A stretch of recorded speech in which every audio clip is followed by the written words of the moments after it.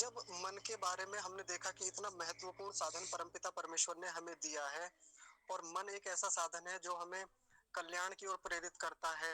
यही मन है जो हमें पापों की ओर ले जाता है, पतन की ओर ले जाता है और हमें पापों की ओर से हटाकर जब पुण्य की ओर ले जाता है, कल्याण की ओर ले जाता है, तो उसमें एक बड़ी भूमिका होती है मन की प्रसन्नता की। अच्छा, मैं अपनी बात को रोककर एक बात कह दूं। मैत्री बहन है ना जो कक्षा रिकॉर्ड करती हैं, यदि आपको अनुकूलता हो तो रिकॉर्ड कर लिया कीजिए। इस सेशन को तो आप कर ही लिया कीजिए जो 3 बजे के बाद का होता है। पीछे आप विधिवत करते थे पर अभी आपने बंद कर रखा है कुछ दिनों से। ठीक है, चलिए। तो जब मन इतना महत्वपूर्ण साधन है, उसके बारे में एक बात और क्या देखी थी हमने, मन की प्रसन्नता वो भी उतनी ही महत्व की है। और मैं आज आपको एक बार फिर से दोहरा देता हूँ वो बातें कि मन की प्रसन्नता के लिए 4 साधन ऋषि ने बताए थे: मैत्री, करुणा, मुदिता और उपेक्षा। हाँ जी, आप रिकॉर्ड कर लीजिए मीरा। मैत्री किसके प्रति करें हम? जो सुखी और सज्जन लोग हैं उनके प्रति हम मैत्री की भावना करें। भले ही वो लोग हमसे दूर हैं, हमारे पास है नहीं है, हमारे संबंध में है या नहीं है, हम ऐसे लोगों के प्रति क्या करें? मैत्री की भावना करें। जब हमारी मैत्री की भावना किसी के प्रति होती है तो मैत्री की भावना होते ही ईर्ष्या की भावना अपने आप समाप्त होने लगती है। और जैसे किसी के प्रति ईर्ष्या की, द्वेष की भावना समाप्त हो तो सीधी सी बात है, मन में प्रसन्नता तो आनी है। आपकी किसी से मैत्री हो तो सबको अच्छा लगता है। जब किसी से मित्रता हो और सुखी संपन्न लोगों से मित्रता हो तो और भी अच्छा लगता है। तो यहाँ पर मित्रता करने की बात नहीं है। मैंने कई बार बताया आपको कि मित्रता करनी है, ऐसा नहीं कहा गया है। मैत्री की भावना करनी है, उसके प्रति अपने मन के भाव ऐसे बना के रखें कि सामने वाला व्यक्ति जो है वो मेरा मित्र है, मित्र के सदृश है, मेरे उससे मित्रता के भाव हैं। दूसरा क्या बताया था? करुणा। जो दुखी हैं, दीन हैं, परेशान लोग हैं, कमजोर लोग हैं या कोई भी प्राणी भी हो सकते हैं, उनके प्रति कैसी भावनाएं रखें? करुणा की भावना, दया की भावना, उनके प्रति सहायता की भावना रखें, सहयोग की भावना रखें, उपकार की भावना रखें। और वहां एक सावधानी बताई थी कि जब हम किसी के प्रति करुणा की भावना रखें, अति करुणा में ना चले जाएं। नहीं तो जो करुणा हमें प्रसन्नता दिलाने वाली है ना, अति करुणा बहुत गहरे सदमे में ले जाने वाली है, बहुत गहरे डिप्रेशन में ले जाने वाली है, इसलिए उससे बचना चाहिए। उसके उदाहरण भी खूब सारे दिए थे। फिर एक तीसरी बात हुई थी मुदिता की। जो धार्मिक लोग हैं, पुण्यात्मा लोग हैं। पहले वाले थे सुखी लोग, दूसरे अब ये कौन से हैं? पुण्यात्मा, जो धार्मिक है, सज्जन है, परोपकारी लोग हैं, आप्त लोग हैं। इनके प्रति कैसी भावना रखें? हर्ष की भावना, प्रसन्नता की भावना। कोई भी हमारे संपर्क में बड़े आचार्य हो सकते हैं, विद्वान हो सकते हैं, ऐसे लोगों के प्रति मुदिता की भावना रखें, हर्ष की भावना। उनके बारे में सोच कर, विचार के करके, उनके कार्यों को देख करके हम मन में मुदिता की भावना रख सकते हैं। इससे मन प्रसन्न रहता है। मैंने खूब सारे उदाहरण दिए थे आपके सामने। एक इसमें तीसरा और अंतिम, चौथा और अंतिम बचता था, वो है उपेक्षा। जो भी पापात्माएं हैं, दुरात्माएं हैं, दुराचारी हैं, व्यभिचारी लोग हैं, दुष्ट हैं, व्यभिचारी हैं, दुष्कर्मी लोग हैं, ऐसे लोगों के प्रति क्या करें? उपेक्षा की भावना कर दें। और उपेक्षा की भावना करते हुए एक बात बताई थी, जब किसी जब किसी की उपेक्षा हम लोग कर रहे हो, उपेक्षा करने का मतलब ये नहीं कि उसे छोड़ देना, उसे उसके हाल पे छोड़ देना। या अब आप लोग एक एक बात कह सकते हैं कि कोई फौजी है, कोई सैनिक है, वो सीमा पर खड़ा हुआ है, सामने दुष्ट ही तो होते हैं जो आतंकवादी होते हैं, जो हमारे देश की सीमा में आ रहे होते हैं। तो क्या ये मन की प्रसन्नता बनाने के लिए उसको सीमा में आने दे, उसकी उपेक्षा कर दे, उसको इग्नोर कर दे? तो पहली बात तो यहाँ प्रकरण चल रहा है मन का, मन की प्रसन्नता का। यहाँ वो प्रकरण है ही नहीं कि अभी कर्तव्य क्या होने चाहिए, अकर्तव्य क्या होने चाहिए, कहाँ क्या करना है, कहाँ क्या नहीं करना है। तो वैसा प्रकरण बिल्कुल नहीं है। मान लीजिए आप ही की सोसाइटी में कोई दुष्ट व्यक्ति आ जाए, कोई दुरात्मा आ जाए, आके वहां उधम मचाने लगे, उत्पात करने लगे। अब आप क्या कहेंगे? हमें तो कक्षा में ये बताया था कि जब भी दुरात्मा लोगों को देखें तो ऐसे लोगों के प्रति क्या करें? उपेक्षा करें, इग्नोर करें, मचाने दीजिए इसे उधम, करने दीजिए उत्पात। हम तो उपेक्षा करेंगे क्योंकि हमें अपना मन प्रसन्न रखना है। तो उसका क्या उपचार होना चाहिए, वहां क्या समाधान करें, वो एक दूसरा प्रकरण है। लेकिन मन की प्रसन्नता बनाए रखने के लिए ऐसे दुरात्माओं के प्रति हमें क्या करना होता है, उपेक्षा का भाव लाना होता है। और उपेक्षा के बारे में एक बात बताई थी मैंने, उपेक्षा किसे कहते हैं, न राग रखना, न उनके प्रति द्वेष रखना। उनके प्रति कल्याण की भावना होनी चाहिए, ये तो सबके प्रति होनी चाहिए, चाहे कोई आतंकवादी है, कोई बलात्कारी है, कोई दुष्कर्मी है, बड़े से बड़ा है। हमें हमारी सबके प्रति ये भावना रहे कि ये लोग भी, सब लोग सही मार्ग पे आए, सही सभी लोग धर्म के मार्ग पर आए, ऐसी भावना रखें। प्रयास करना ना करना वो बात की बात है, लेकिन ऐसी भावना तो हम बना के रख ही सकते हैं सबके प्रति। लेकिन ऐसे लोगों के प्रति ना तो राग रखें, न द्वेष रखें। अब मान लीजिए आपने किसी दुरात्मा व्यक्ति के प्रति राग रखा, अपने जैसा बना लेगा आपको कुछ दिन में। जब हमारी मैत्री, हमारा राग, हमारा लगाव, हमारी आसक्ति किसी दुष्ट व्यक्ति के साथ हो जाए, उसके जो गुण हैं वो धीरे धीरे हमारे भीतर आने लगते हैं। आपने देखा होगा, हमारा भी भूतकाल ऐसा ही रहा होगा, मेरा भी ऐसा ही रहा। हमारे जीवन में कभी ना कभी कोई ना कोई व्यक्ति ऐसा आता जरूर है जो किसी ना किसी मामले में दुष्ट है। मेरे जीवन में भी रहे ऐसे दुष्ट लोग, रहे जिनके कुछ ना कुछ अवगुण मेरे भीतर आ गए। क्यों आ गए? क्योंकि मेरी उनसे मित्रता थी, राग था, उनके प्रति आसक्ति, लगाव, जुड़ाव ऐसा था। तो उपेक्षा का मतलब क्या हुआ, राग नहीं रखना। और दूसरा क्या बताया, न द्वेष रखना उनके प्रति। अब कोई दुरात्मा व्यक्ति है, उसके प्रति मैं द्वेष करने लगूं, दुश्मनी का भाव पाल लूं, क्या होगा, लड़ाइयाँ होंगी, क्लेश होगा, वो हमें नुकसान पहुंचाएगा, हम उसे नुकसान पहुंचाएंगे। और हमारे जीवन का एक बहुत बड़ा हिस्सा केवल इसी चीज में लग जाएगा, इसको कैसे ठीक करूं, इसको कैसे सुधारूं। और ऐसा हम करते भी हैं।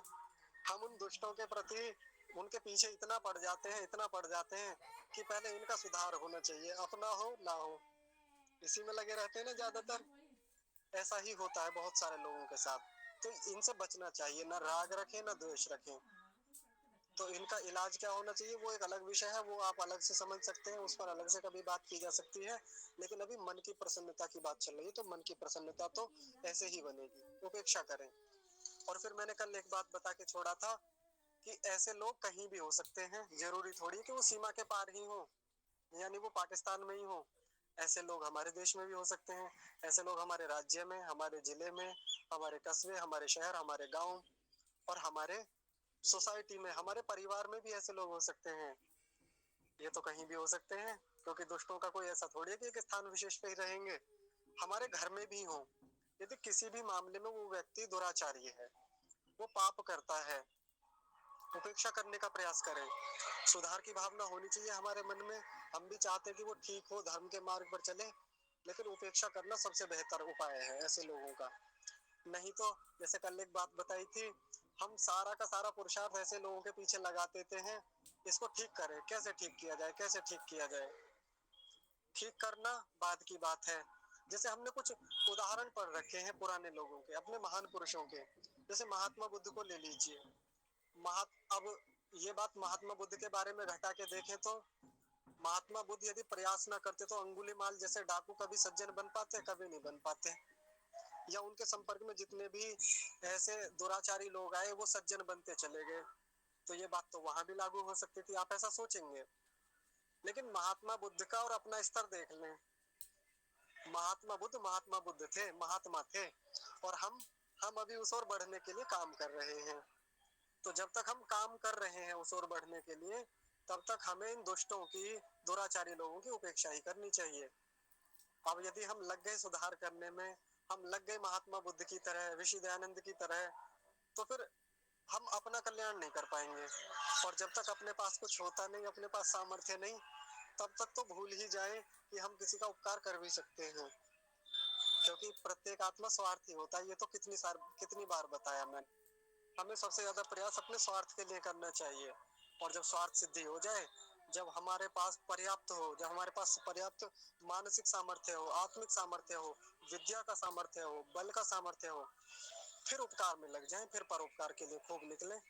परोपकार से रोकना मेरा कभी उद्देश्य नहीं होता किसी को भी कि आप परोपकार मत कीजिए, बिल्कुल कीजिए। लेकिन परोपकार से पहले की एक चीज होती है, एक शर्त होती है, वो है स्वार्थ। पहले स्वार्थ तो सिद्धि हो जाए, तो ये मन की प्रसन्नता के कुछ उपाय हमने योग दर्शन के अनुसार देखे। अब एक अगला उपाय बताने से पहले मैं आपको एक चीज और याद दिला दूं। अभी जब मन की प्रसन्नता के उपाय बता रहा था तो एक बात बताई थी कि मन की प्रसन्नता और मन की एकाग्रता ये दोनों चीजें साथ साथ चलती हैं। मन में एकाग्रता रहेगी तो प्रसन्नता रहेगी, प्रसन्नता रहेगी तो एकाग्रता रहेगी। ये दोनों एक दूसरे के पूरक हैं, एक को छोड़ दें दूसरी नहीं आ सकती। अगर मन में प्रसन्नता नहीं है और पढ़ने बैठ जाएं कि हम एकाग्रता से पढ़ लें, नहीं पढ़ सकते। मन दुखी है तो जिस ओर से दुखी है, जिस ओर से कष्ट आ रहा है, ध्यान उधर लगा रहेगा, एकाग्रता पढ़ने में बन नहीं पाएगी, विषय पर लग ही नहीं पाएगा मन। और वो चंचलता, वो क्षिप्तता बार बार बार बार आके हमें व्यवधान करेगी। एक शर्त क्या हो गई एकाग्र होने के लिए? मन की प्रसन्नता। अब उल्टा कर दीजिए, यदि मन की प्रसन्नता चाहिए तो एकाग्र होना सीख लीजिए। हम चाहते हैं कि हमारा मन प्रसन्न रहे तो अपने जीवन में एकाग्रता को ले आइए। अब एकाग्रता कैसे लानी है, इस पर पीछे की कक्षाओं में लंबी चर्चाएं हुई है, खूब लंबी। एक उदाहरण से समझ लीजिए। मन को प्रसन्न रखना चाहते हैं, मतलब कुल मिला के मन प्रसन्न नहीं हो पा रहा है, बार बार कहीं ना कहीं किसी चीज को लेकर दुखी हो जाता है। ऐसे में मन को प्रयास करें एक जगह लगाने का, कहीं एकाग्र करने का, किसी भी विषय पर लगा लें। अगर सिनेमा देख रहे हैं सिनेमा देखने पे लगा लें, सीरियल देख रहे हैं सीरियल देखने पे लगा लें, कुल मिला के कुछ कुछ देर के लिए एकाग्र कर लें। जैसे आपने देखा होगा कोई व्यक्ति बहुत परेशान है, दुखी है, अब ऐसे में क्या करता है, टीवी चला लेता है, फोन चला लेता है, कोई वीडियो देख लेता है ऐसे में। और ऐसा करने से वो क्या कहता है, यार थोड़ा सा मन बट जाता है, कम से कम उधर तो नहीं जा पाता जिधर वो बार बार चीज परेशान करती है। ध्यान थोड़ी देर के लिए यहाँ तो लग जाता है, जितनी देर वीडियो देख लेता हूँ, फोन देख लेता हूँ, टीवी देख लेता हूँ, उतने समय के लिए मूवी देख लेता हूँ, तो कम से कम क्या होता है वहां से हट के ध्यान यहाँ लग जाता है। तो वो व्यक्ति क्या कर रहा है इतनी देर के लिए, 1 घंटे 2 घंटे 3 घंटे के लिए अपने मन को एकाग्र कर रहा है। और जितनी देर एकाग्र कर रहा है उतने देर मन में प्रसन्नता रहेगी, वो दुखी करने वाला विषय उसके पास नहीं आएगा। लेकिन जैसे ही मन भटकेगा फिर बार बार उस दुख वाले विषय पर जाएगा, फिर वही एकाग्रता बिगड़ेगी, फिर मन की प्रसन्नता बिगड़ेगी। कुल मिला के निष्कर्ष के रूप में बात ये आती है, मन की एकाग्रता चाहिए तो प्रसन्नता तो लानी ही होगी, और मन में प्रसन्नता चाहिए तो एकाग्रता पर काम करना ही होगा। अब ऐसा भी नहीं है कि किसी एक पर काम करते रहें, कि एक पर काम करते रहें दूसरे को छोड़िए मारिए गोली, दूसरी तो अपने आप झक मार के आएगी, है ना। ऐसा किसी का विचार हो सकता है और ये ठीक भी है, पर कुछ अंशों में ठीक है ये बात। हमारा प्रयास दोनों चीजों के लिए रहे, हम दोनों पर बराबर काम करें जब भी करें तो, मन की प्रसन्नता के लिए भी और मन की एकाग्रता के लिए भी। अब देखिए मन की प्रसन्नता और एकाग्रता का एक अगला उपाय देखेंगे हम, और वो उपाय भी योग दर्शन से आता है।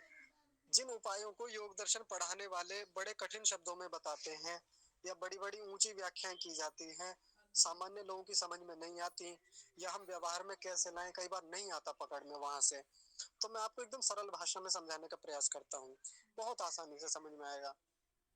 और उसको अपने जीवन में कैसे अप्लाई करें, कैसे क्रियान्वित करें। देखिए एक सूत्र है योग दर्शन में, स्वप्न निद्रा ज्ञाना लंबनम वा, ये सूत्र है, स्वप्न निद्रा ज्ञाना लंबनम वा।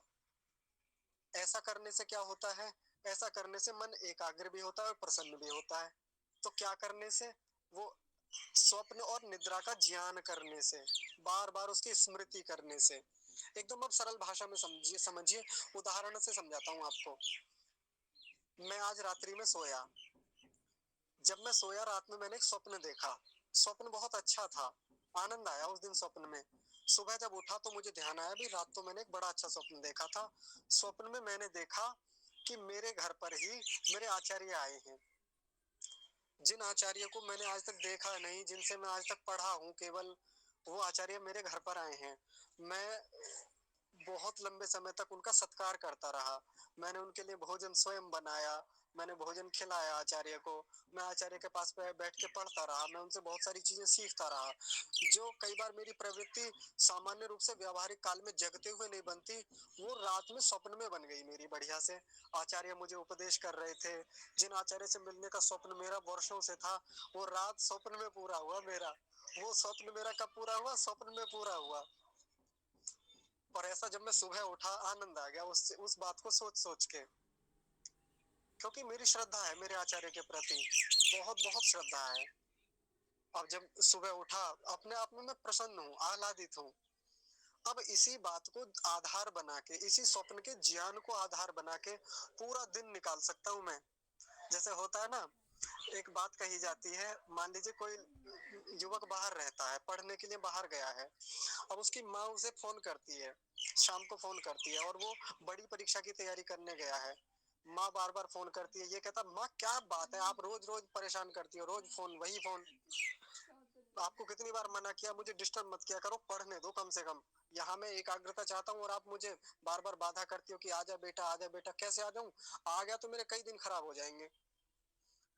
तो ऐसा नहीं करना चाहिए। तो उसके लिए पता है क्या समाधान बताया जाता है? माँ से चाहे 2 मिनट के लिए सही प्रतिदिन बात कर लेनी चाहिए। आप एक अच्छा सा मैसेज बना के माँ को प्रतिदिन भेज दीजिए, माँ आपको बहुत मिस करता हूँ, आपकी बनाई हुई रोटियां बहुत याद आती हैं। आप एक दिन भेज देंगे ना, उस एक दिन के भेजे हुए मैसेज में माँ पूरा सप्ताह काट देगी। पूरे सप्ताह भर उसका काम चल जाएगा कि हाँ मेरा बेटा अब मुझे मिस करता है और मुझे याद भी करता है और अच्छे से रह रहा है अभी, है ना? आप सब लोग समझते होंगे जिनके बेटे, जिनके पुत्र या पुत्रियां बाहर रहते हैं। अब एक मैसेज डाला था, उससे माँ देखो कितने समय तक प्रसन्न रह रही है, पूरे सप्ताह भर खुश है वो। बेटा बेटा सुख से रह रहा है मेरा। वही बात यहाँ है स्वप्न के मामले में। स्वप्न रात देखा था, सुबह सुबह याद किया, पूरा दिन प्रसन्नता में जाता है हमारा। रात मेरे सपने में आचार्य जी आए थे, रात मेरे सपने में मैंने ये देखा था, रात मैंने मेरे सपने में इतनी अच्छी चीज देखी। ये तो मैंने केवल एक उदाहरण दिया, आपने खूब ऐसी चीजें देखी होंगी अपने स्वप्न में। अभी मैं केवल उन सपनों की बात कर रहा हूँ जो अच्छे अच्छे हैं, उन सपनों की बात नहीं कर रहा जिनमें डर जाते हैं, जो बुरे स्वप्न होते हैं, जो भयानक होते हैं, उनकी अभी बात नहीं चल रही। अभी केवल उन पर ध्यान दीजिए जो अच्छे अच्छे स्वप्न होते हैं, जिनमें हमें सुख मिलता है उठने के बाद, उठकर जागकर उसकी स्मृति करने के बाद में। किसी के साथ और कुछ हो सकता है। जैसे मान लीजिए वही युवक ले लीजिए जो पढ़ाई करने के लिए गया है, कई सालों से परीक्षा की तैयारी कर रहा है, कई अटेम्प्ट दे लिए, लेकिन उसका एग्जाम क्वालिफाई हो ही नहीं पा रहा है।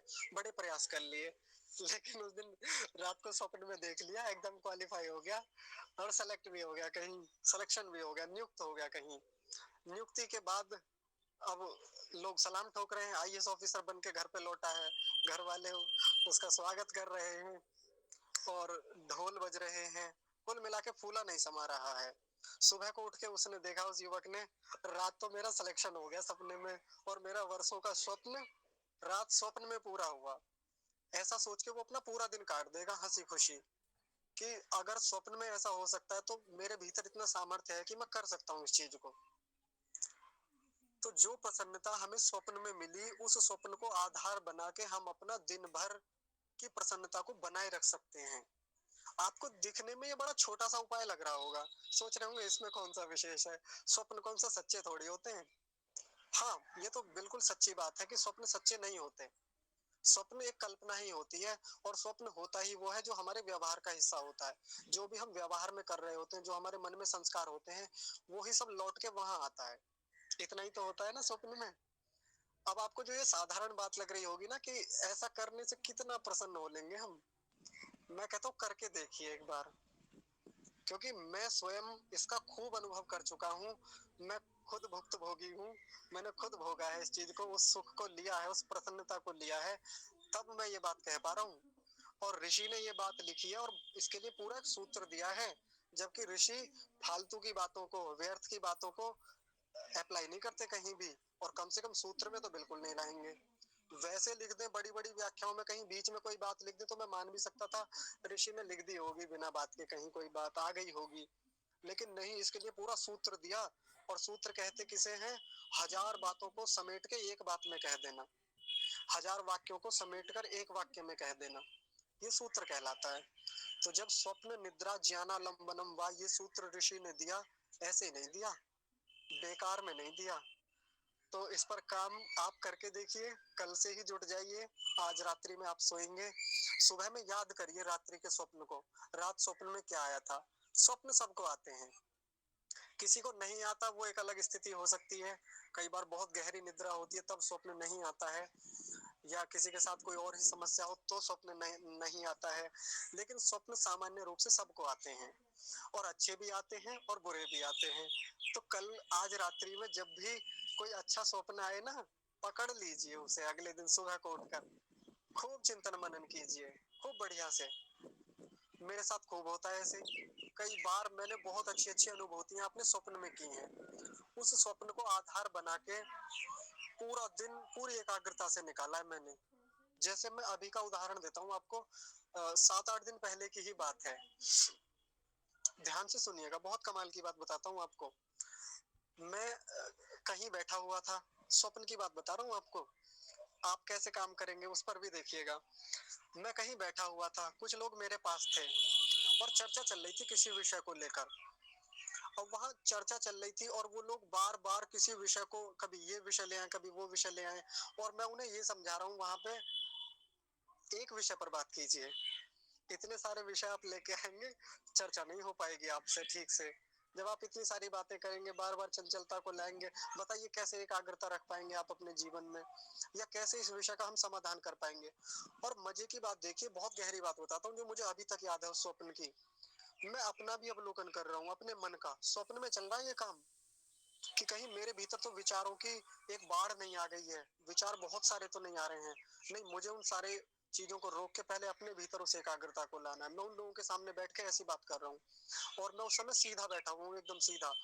मेरुदंड मुझे अभी भी याद है, मैं बिल्कुल एकदम सीधा बैठा हुआ हूँ, मेरी गर्दन भी सीधी है, और मैं आंखें बंद कर ली मैंने उस समय, और मैं अपनी एकाग्रता को बनाने का प्रयास कर रहा हूँ उन लोगों के सामने स्वप्न में। किसी कोई बाधा के कारण मेरी आंख खुल गई उस दिन, आंख खुली, सुबह को उठा मैं, सुबह को उठते ही जैसे याद आई, अब मैंने सोचा बाकी सब काम आज के बाद में होंगे, उठकर जो भी अपना फ्रेश होना है वो सब चीजें, शौच आदि से निवृत्ति, उपासना सब बाद में करूंगा, पहले इस भाव को जीना है बढ़िया से जो अभी अभी स्वप्न में आया है। और जो जो स्वप्न में घटित हुआ, आगे पीछे का और देखा, क्या क्या देखा था आज स्वप्न में, कैसे ये इतनी अच्छी स्थिति बनी कि मैं स्वप्न में भी एकाग्रता पर बात कर रहा हूँ, या स्वप्न में भी अपना अवलोकन कर रहा हूँ, आत्मावलोकन कर रहा हूँ। ये चीज मेरी किस में चल रही है, स्वप्न में चल रही है। और इसको लेकर मैं इतना आह्लादित हुआ, इतना प्रसन्न हुआ, मैं बता नहीं सकता उस प्रसन्नता को। सोचिए, जब कोई व्यक्ति सुबह को उठता है, मन कैसा रहता है ज्यादातर उठने के बाद, अलसाया सा, शरीर में जान नहीं है, शरीर भी कैसा है, बेढाल सा है, अभी तमोगुण का असर है। और सुबह को उठ के कम से कम आधा घंटा तो फ्रेश होने में या अपने आप को एक अच्छी स्थिति में लाने में लग जाता है ज्यादातर लोगों को, सामान्य स्थिति तो यही कहती है, सामान्य लोगों के साथ यही होता है, कम से कम आधा घंटा तो अपने आप को अनुकूल करने में लग ही जाता है ना। और देखिए मेरी स्थिति क्या है, सुबह को उठते ही मन आह्लादित है, प्रसन्न चित्त है, किस कारण से, स्वप्न निद्रा ज्ञानालंबनम, इस सूत्र के कारण से। तो जो स्वप्न में देखा उसको आधार बना के मैंने अपनी सुबह बना ली, कहते ना, आज तो सुबह बन गई, आज तो गुड मॉर्निंग हो गई मेरी। तो लोग कह कह के गुड मॉर्निंग करते हैं, मैं करके गुड मॉर्निंग कर लेता हूँ। और फिर उसके बाद पूरा दिन मैं उसको याद करता रहा, जब भी व्यवहार में वो बात याद आ जाए, मैं बार बार याद करता उस दिन के स्वप्न को। और मन की जो अनुभूति है प्रसन्नता की, वो चरम पे थी, चरम पे, चरम स्तर होता है ना, एक्सट्रीम लेवल, वो था। तो बताइए, अब मजे की बात देखिए, अब क्यों दुखी हूँ। जैसे मैं एक बात कहता हूँ, एक बार एक पोस्ट में भी लिखी थी मैंने, मेरे पास 1000 कारण है प्रसन्न होने के, 1000, तो मैं क्यों किसी एक कारण को लेके दुखी होता फिरूं। जैसे कुछ लोगों ने एक तकिया कलाम बना रखा है, आपने वो सोशल मीडिया पर खूब देखा होगा, कि खुश, बेवजह खुश रहना सीख लीजिए, नहीं तो ये दुनिया तो पड़ी है, ये तो जिंदगी खूब पड़ी है दुखी होने के लिए, बेवजह खुश होना सीख लीजिए। लेकिन नहीं, मैं ऐसा नहीं करता, मेरे पास तो खुश होने की वजह हजारों हैं, तो मैं किसी एक वजह को लेके क्यों दुखी होता फिरूं? हजारों वजह है खुश होने की, हजारों कारण प्रसन्न रहने के। तो जब इतने हजारों कारण हैं, उनमें से कोई एक उठा लीजिए, मजे में रहिए। और अंततः हमारे जीवन का जो अल्टीमेट पर्पज है वो तो क्या है? मजे लेना ही है। सबको मजा चाहिए इस जीवन में। मैं तो कहता हूँ भले ही कोई कितना भी दुखी रहता हो, सबको चाहिए, सबको आनंद चाहिए। भाषा थोड़ी थोड़ी अलग हो सकती है। कोई कहता है कि भाई मजा नहीं आ रहा, भाई मजा चाहिए इस चीज में। कोई कहता है भाई आनंद नहीं आया, आनंद चाहिए मुझे तो। कोई कहता है भाई सुख नहीं मिला, सुख आना चाहिए इस चीज में। मैं ये काम इसलिए करता हूँ ताकि मुझे सुख मिले। कोई कहता है मुझे प्रसन्नता चाहिए, मुझे सुकून चाहिए, मुझे शांति चाहिए। कहने के तरीके सब लोगों के अलग अलग हो सकते हैं, लेकिन इस संसार के हर प्राणी को, चाहे वो मनुष्य है, चाहे वो मनुष्यतर प्राणी है, सबको चाहिए तो प्रसन्नता ही, सबको चाहिए तो आनंद ही, सबको चाहिए तो सुख ही। अब जब सुख चाहिए, तो फिर इस सुख के लिए जो इतने सारे उपाय बिखरे पड़े हैं हमारे सामने आस पास खूब, लेकिन हमें पकड़ना वो उपाय है जिससे हम दुखी रहें। और ज्यादातर की यही कहानी है। जब भी दुखी होते हैं, हम पकड़े हुए हैं उस चीज को जो हमें बार बार चुभोए जा रहा है, बार बार हमें भीतर से काटे जा रहा है, बार बार खिलसाए जा रहा है भीतर से। उस कारण को पकड़ के बैठ गए हैं। माने हमने अपने जीवन की प्रसन्नता और अप्रसन्नता का जो रिमोट कंट्रोल है, वो परिस्थितियों के हाथ में दे रखा है, या सामने वालों के हाथ में दे रखा है। ये चाहेंगे अपने हिसाब से मुझे हैंडल करेंगे, और हम उनके हिसाब से हैंडल होते रहते हैं। और सिचुएशंस पर हम देखो अपने आप को कितना जल्दी उधर सारा का सारा क्रेडिट दे देते हैं अपनी सिचुएशंस को। क्या करें, परिस्थितियां ही ऐसी हैं। कहाँ से खुश हो लें, कहाँ से ऐसा कर लें, जब परिस्थितियां ही ऐसी हैं। तो परिस्थितियां तो सबके लिए लगभग बराबर ही हैं। थोड़े बहुत डेसिमल में इधर उधर, थोड़े बहुत परसेंट में, थोड़े बहुत रेशियो में इधर उधर हो सकती हैं। बाकी तो प्रसन्न होने के अवसर समान रूप से मनुष्यों में तो सबके पास हैं। अब जब इतने सारे अवसर हैं, इतने सारे कारण मैंने गिना दिए हैं, 4 उपाय वो बताए, एक उपाय आज बताया है, तो यदि इन पर काम करेंगे तो मन की प्रसन्नता देखिए कितने ऊंचे स्तर पर जाएगी फिर हमारी। हम मीनाक्षी बहन ने एक बात पूछी थी अभी, यदि रोज स्वप्न ना आए तो फिर क्या करें? हाँ, रोज तो नहीं आ सकते अच्छे स्वप्न जो है, तो पिछला वाला स्वप्न जो है उस पर काम कर लें। आज स्वप्न आया, पर उस स्वप्न से हम कम से कम एक दिन ठीक ले जा पाए। हमने एक दिन अच्छे से गुजार लिया उसको लेकर के, उससे दूसरा दिन में काम चला लें। और देखिए अभी हल्का लग रहा होगा, अभी ऐसा लग रहा होगा कि एक दिन के स्वप्न से 2 दिन का काम कैसे चल जाएगा। तो अभी शुरुआत है। एक दिन से एक दिन का काम चल जाए तो मैं कहता हूँ ये बहुत बड़ी बात है। आगे जब अभ्यास हो जाएगा ना, तो एक दिन के स्वप्न से हम पूरे सप्ताह का काम चला सकते हैं। और फिर देखिए, ध्यान से सुनिएगा, जितनी जितनी अच्छी स्थिति प्रसन्नता की हमारी व्यवहारिक जीवन में बनेगी ना, वो ही स्थिति हमारे स्वप्नों में आती चली जाएगी। हमारा व्यवहार और हमारे स्वप्न एक दूसरे के पूरक होते हैं। जैसा व्यवहार चलेगा वैसे स्वप्न होते चले जाएंगे, जैसे स्वप्न आ रहे हैं वैसा ही व्यवहार हो जाएगा। अपने व्यवहार को ठीक कर लीजिए, स्वप्न भी अच्छे होते चले जाएंगे। जो लोग अपने व्यवहारिक जीवन में खूब डरते हैं, खूब डर लगता है चीजों से, मान लीजिए किसी को कुत्तों से बहुत डर लगता है तो आप अच्छे से जानते होंगे स्वप्न में उसे कुत्ते बहुत दौड़ाते होंगे। बंदरों से किसी व्यक्ति को बहुत डर लगता है, स्वप्न में आके छेड़ ही देते होंगे बंदरों से निश्चित रूप से। और मैं जानता हूँ बहुत अच्छे से पटकी लगाते होंगे बंदर को, कभी छत पे गिरा दिया, कभी आके झपट दिया, वो मुक्का मार दिया, पंजे मार दिए। ऐसा खूब होता होगा सबके साथ आपको गिरने।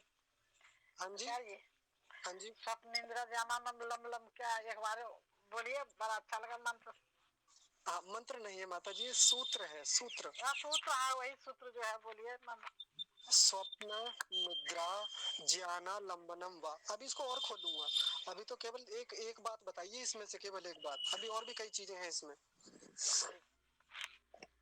और रस निकालेंगे अभी गन्ने को, केवल जैसे वो होता है ना, गन्ने का रस निकालने वाला क्या करता है, गन्ने को एक बार डालता है उसमें कोल्हू में, वो मशीन जो होती है, एक बार में रस सारा नहीं आता, फिर क्या करता है, उसको मोड़ता है, तोड़ मरोड़ता है, फिर डालता है, फिर रस आता है, इस बार और ज्यादा आता है, फिर तीसरी बार लाता है, फिर उसको लपेटता है, फिर और रस निकालता है।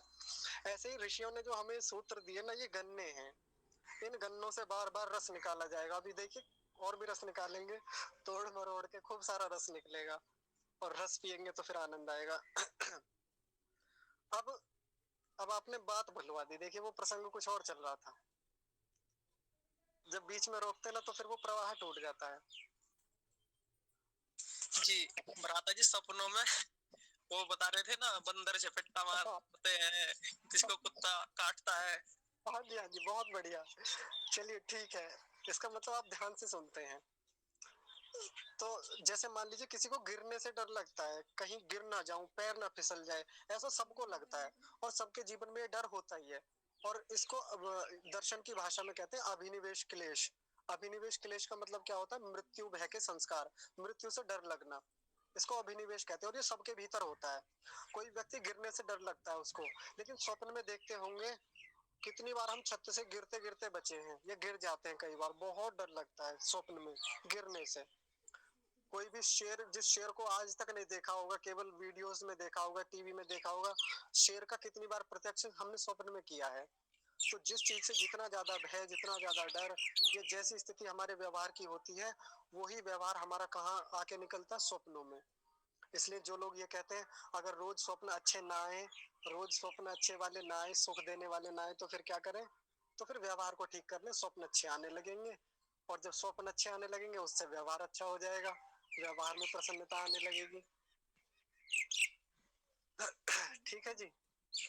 तो यहाँ पर आज एक बात पूरी हो गई है हमारी, कि स्वप्न के ज्ञान को आधार बनाकर हम कैसे अपने मन को प्रसन्न रखें।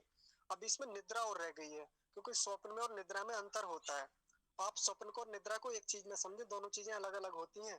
कल को निद्रा को आधार बना के बात बताएंगे कि निद्रा से कैसे सुख लिया जाता है, निद्रा को आधार बना के मन को कैसे प्रसन्न रखा जाए। अब देखिए ऐसे ऐसे उपाय हैं हमारे हाथ में रखा हुआ है, बिल्कुल एकदम जैसे हाथ में आंवला रखा हो, हमारे सामने किसी ने हलवा बना के रख दिया हो, और अब बस उसे केवल जीभ पर रखना है। ऐसे उपाय रखे हुए हमारे सामने। लेकिन हमें दुखी किस चीज को लेके होना है, जिसमें जाने की कोई आवश्यकता भी नहीं है, हमने वो चीजें पकड़ रखी है। ठीक है, बहुत सारे उपायों पर अभी हम चर्चा करेंगे, खूब उपाय हैं, एकदम हलवे की तरह हमारे सामने बना के रख रखे हैं। वो हलवा बस चखना चखना है, और हलवे को चक्कर देखेंगे, आनंद आ जाएगा, और एकदम ग्रामीण भाषा में कहूँ, मजा आ जाएगा। और मजा ना आ जाए तो फिर आप कहिएगा, सीधी सी बात है। चलिए आज की कक्षा को विराम देते हैं, क्योंकि बहुत समय हो गया है, और सागर भाई हमारे साथ हैं तो इनको भी समय देना है। हाँ जी। किसका किसका? अच्छा जी। रुक जाइए, हाँ जी, एक अभिनव जी है, अभी रुक जाइए मैं बताता हूँ। अभिनव जी कह रहे हैं सूत्र और श्लोक में क्या अंतर है। तो देखिए मंत्र को भी साथ में ले लें। मंत्र